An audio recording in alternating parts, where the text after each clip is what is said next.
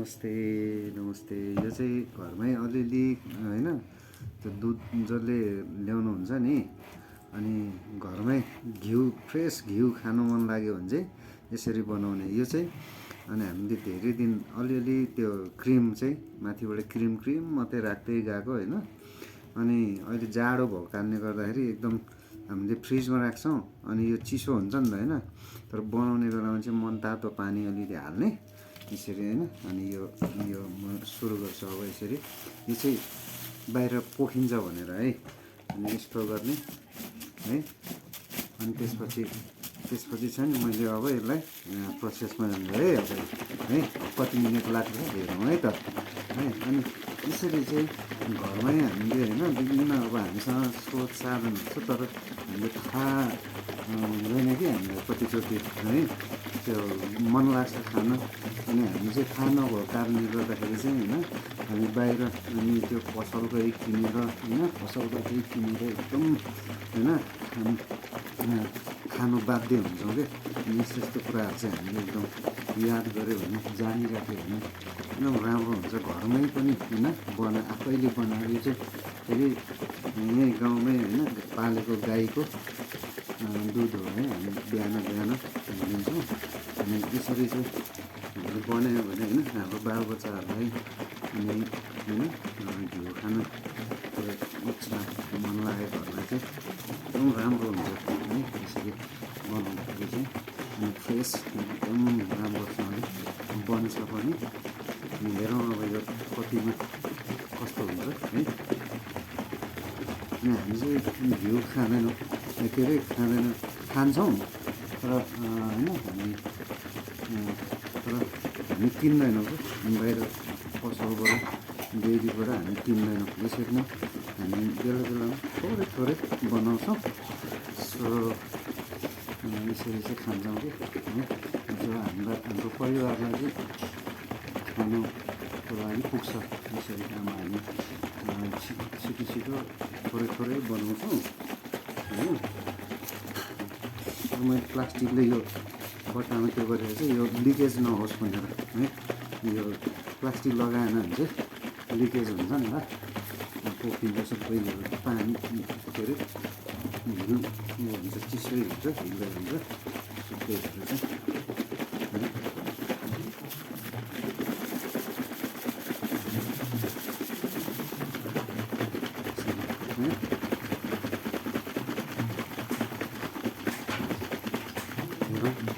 आज कस्तो हुन्छ। अस्ति एकदम राम्रो फर्स्ट क्लास हुन्थ्यो क्या।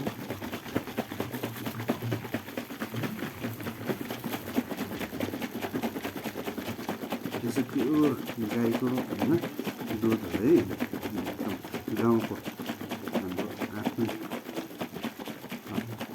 बुवाले पाल्नु भएको छ। अनि उहाँकोबाट हामी ल्याउँछौँ हरेक दिन। अनि थोरै त्यसको क्रिम राखेर चाहिँ जम्मा गरेर चाहिँ हामी यसरी हामीले बनाएको सँगै यसरी बनाउँछ हामी।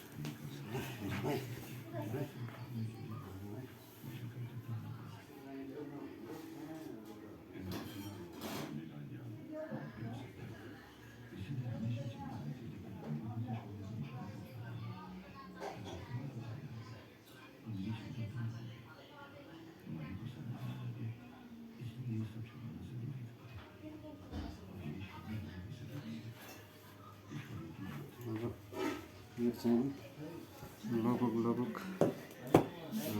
भएको जस्तो लागेको छ मलाई है। हेरौँ है एकचोटि है कस्तो भयो है, स्थिति हेरौँ यसको स्थिति है त। ओ भइसकेछ ल हेर्नुहोस् है, ल भइसकेछ कति छिटो हेर त। ए वाउ, घिउ घिउ प्योर गाईको प्योर घिउ देख्छ है। यसरी चाहिँ अब यसलाई चाहिँ फेरि होइन, यसलाई चाहिँ अब फेरि त्यो गर्नुको लागि चाहिँ यो हिट अब तातो छ होइन, अघि हामीले मनतातो पानी हालेको थियौँ, तातो छ। अब फेरि चिसो हाल्ने, अब चाहिँ चिसो हाल्यो भने चाहिँ के हुन्छ, यो घिउ चाहिँ एकदम फेरि साह्रो भएर आउँछ क्या, डल्लिन्छ क्या, साह्रो हुन्छ। यसको फेरि मिलाउनुपर्छ, धेरै धेरै तातो हाल्यो भने पग्लेर त्यो घिउ एकदम पर्दैन, हुँदैन है।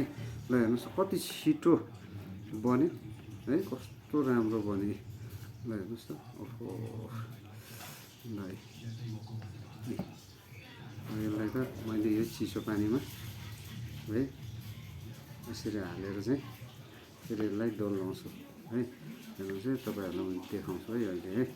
यस्तो भयो है, सानो त्यो सानो बोतलमा राखेको थोरै थोरै राखेकोले पनि ल हेर्नुहोस् त कति धेरै। हामी त यसरी नै बनाउँछौँ अनि खान्छौँ है। अनि हजुरहरू पनि राम्रोसँग यसरी घरमै है बनाएर राम्रो फ्रेस एकदम है। ल हेर्नुहोस् थोरै छ यो है, तर कति धेरै आउँछ क्या यो गाउँको प्योर गाईको दुधको चाहिँ। हेर्नुहोस् है, म देखाउँछु क्या दामी। ल यो चाहिँ नुहाउने है, नुहाउने। आहा ल हेर्नुहोस् त है।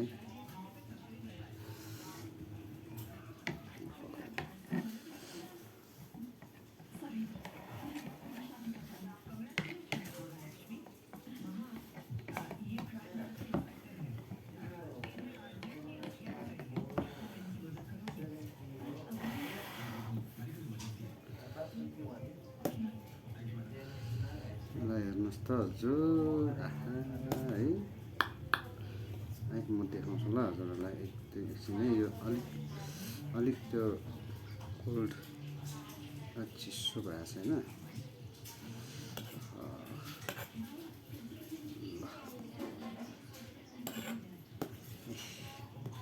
ल हेर्नुहोस् अलिकतिले कति बन्यो ल है। ल हेर्नुहोस् थोरै थोरै हाम्रो होइन राखेर पनि यसरी अब यसलाई चाहिँ है फ्राई प्यानमा त्यो गरेर चाहिँ हामीले यसलाई एकदम लो फ्लेममा चाहिँ हामीले यसलाई पकाउने है। पकाएर अनि यसलाई चाहिँ फेरि अलिक तातो लिपिउ भएपछि चाहिँ हामीले त्यसलाई सेलाएर अनि फेरि हामीले सिसाको बोतलमा प्लास्टिकको बोतलमा हामीले राखेर चाहिँ है अनि बिस्तारै खाना हामी चलाउन प्रयोग गर्न सक्छौँ। ल हेर्नुहोस् त कत्रो भयो। ल हेर्नुहोस् त है, ल है यो ल कस्तो दामी भयो नि त होइन। ल्याउने यति सानो यो सानो होइन उमा हामीले राखेको त्यो सिसीमा, त्यो हाफ लिटरको प्लास्टिकको त्यो सफा सिसीमा राख्ने त्योमा, अनि त्यो तवरलाई चाहिँ है क्रिमलाई चाहिँ राख्दै जाने होइन।